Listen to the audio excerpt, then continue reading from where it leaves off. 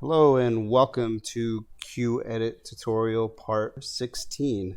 Today we are going to talk about simple chat objects, tying a particle to a monster and or object, and we're also going to talk about the opcode call image data and the object associated with it, image board. So to start things off, we're going to talk about the simple chat object. So Sega really only used these in challenge mode. There's about 20 to 25 that you can use. I have tied one to this switch. So if we walk close to it, you see these clocks and this hurry kind of thing. Basically, how simple chat objects work, they're tied to a switch. Once the switch is unlocked, you will not see this clock and hurry anymore. It'll go away. So to demonstrate that, if I hit this switch and then go near it, I get this instead. And this is, I have this on a countdown timer so we can infinitely just display this. So the way this works is if we go to the simple chat object Qedit page, you'll see here that the 4, which I've renamed to switch ID and word select ID, it has the switch ID's lock ID in it, and also the simple chat ID. These are the available simple chat IDs that you have. So it's anywhere from 0 in hex to 17 in hex. So you can review these options, and I have some that we can display after this as well. The way you get this number is you have to take a hex calculator.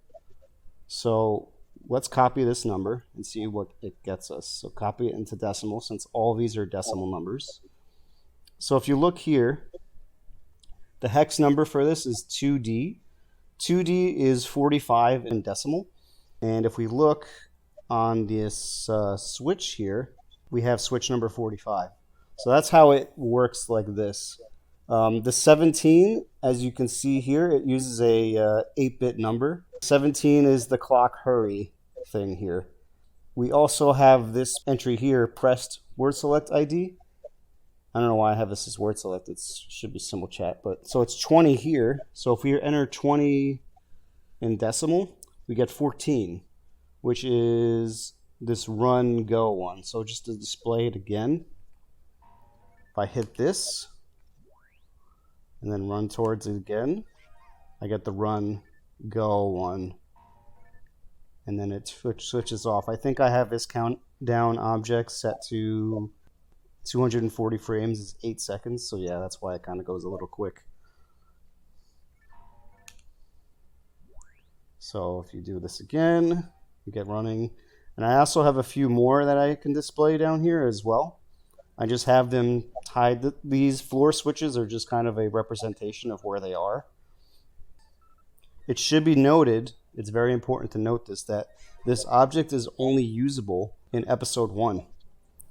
If you try to use this object in episode 2, you will crash the player. I'm not 100% sure if it's available in episode 4. Another person can probably confirm. But just, yeah, you cannot use this object in episode 2 at all. In a future video, we will discuss a opcode called symbol chat create, which lets you put a custom symbol chat in any single place on the map. We just don't have a good way of displaying it in Qedit right now because you have to enter the raw values of the symbol chat in hex. It's not a great way to do it right now. Maybe at a future video when we have an updated window to do symbol chats in, we can show it. Phoenix Mog's now actually going to talk about the elephant in the room, about how there's a particle tied to this switch. So take it away. So this is going to be an extension to the opcode particle ID v3, which we had gone over back in Qedit part 9. This is the one that ties to a character ID. This fire object is particle 10. That's what bloody R60 is. There's 2 different recipients in this function. The first one is the number 1014 in hex. This one is tied to a monster. The way Qedit handles this number is It does the monsters in floor sequence.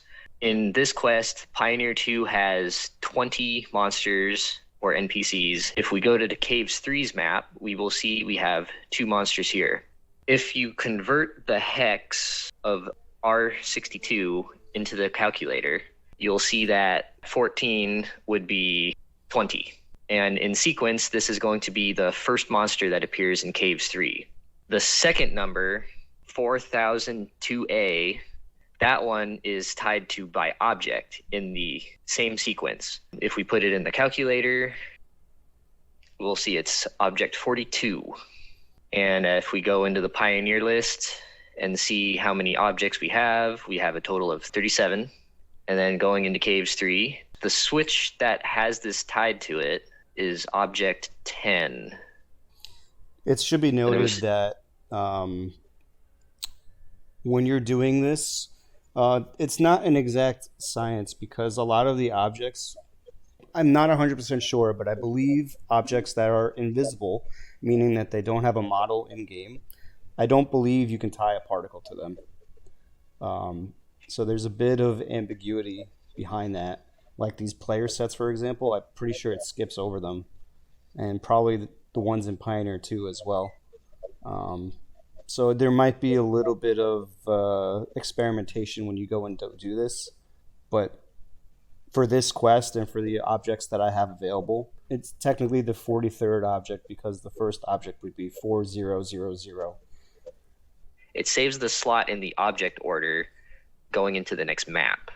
Yeah, that must be it. But then going into Caves 3, it tries to skip over the player sets because those can't have objects tied to it. That seems like a likely, yes. And then it ends up at Forest Switch as the 42nd recipient. Mm-hmm. The difference between these two numbers is monsters are tied to the 1000 in hex, and then the objects start at 4000 in hex. This is likely due to there being a pretty strict monster and object limit that is able to be done in a quest.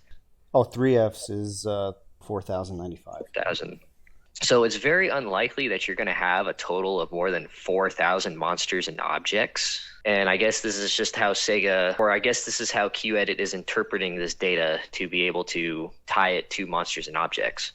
Since objects are pretty permanent once they're on the map, this particle will pretty much stay there indefinitely. But as we will see when we spawn the monster, it's tied to a shark.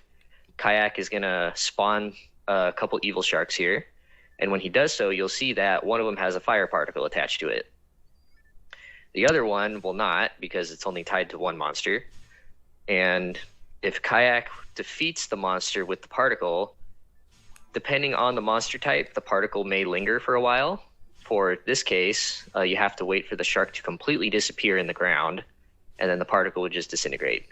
Its recipient is no longer there, and so the particle just disappears. Since you can tie particles to these things now, you can have a form of indication or showing something's importance in a quest. So you could tie a particle to a monster that may be tied to a specific wave or a specific lock. You could tie an object that may have a significance to the progression. Don't get this confused with the effect object. This one is done completely different than through scripting and has particles tied to that one specifically. It should be noted that, let's say your quest may start in Caves 1, for example, which isn't in this quest. It will still count the monsters from early areas first. It will do them in a sequential order. So you can see this getting pretty difficult if you have multiple floors and the object that you have that you're trying to tie it to may have objects that cannot receive particles. So there's going to be quite a lot of trial and error. Not all of the objects can hold a particle, so you have to experiment. Next, we will go into call image data. Quests support an image file. There is one specific for each platform. The requirements for that is the opcode call image data. It just requires a function and the file. Okay, the D word gets filled in automatically, right? And we'll do function 10,000. It's not used. So there's a couple things that we have to do before we import this Quest picture, basically. So we have to use a program called the VMT.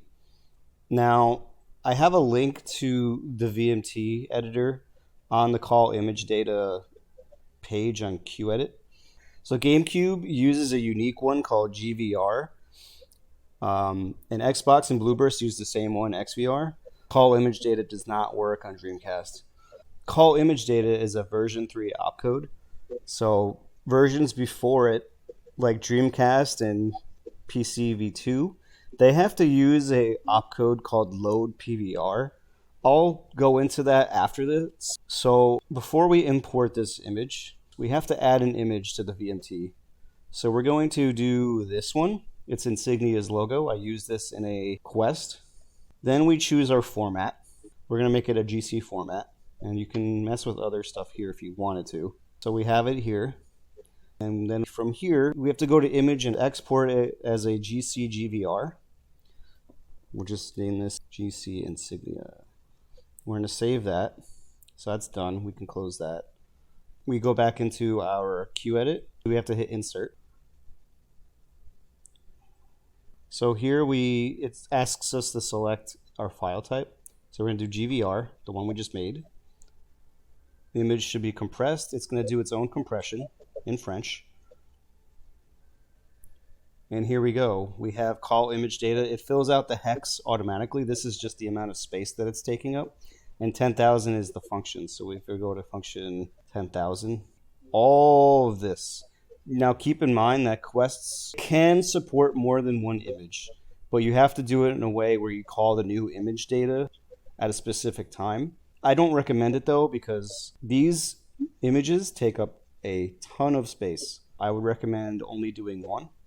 Our work is only half complete. We have to actually get this to show up in a quest now. So we need the object called image board. Image board's only available on Pioneer 2. So we can put it right here by the bank. And what you're going to want to do is look at it in the 3D viewer, because it's not going to show up properly. So if we go here,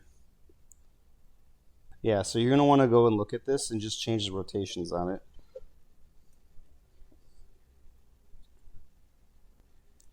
We also need to raise it up about 40 units. There we go. And then we want to, I think it's the X that we need to change.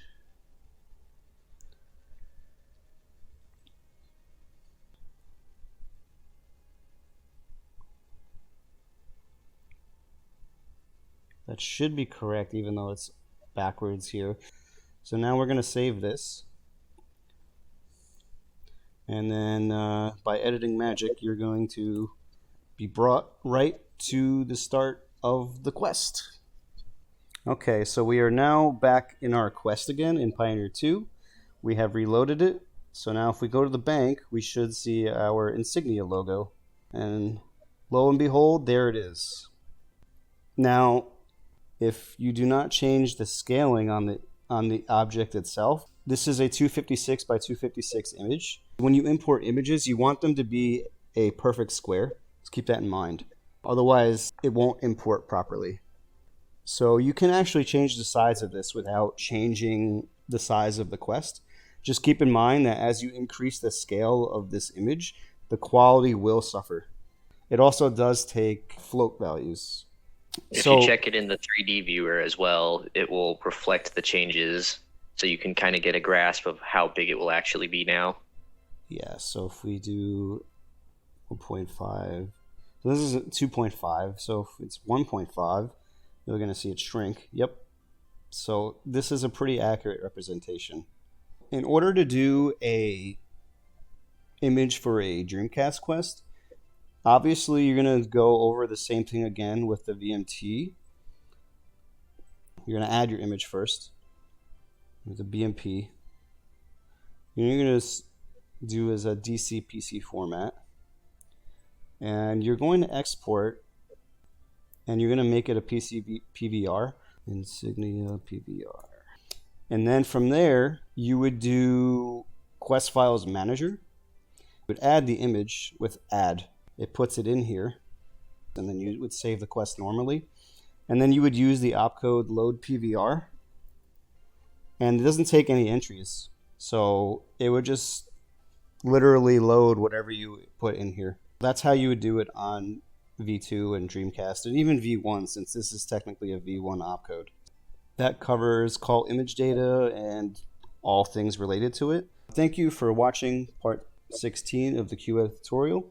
Next time, join us for another topic that we go over. Take care and have a good day.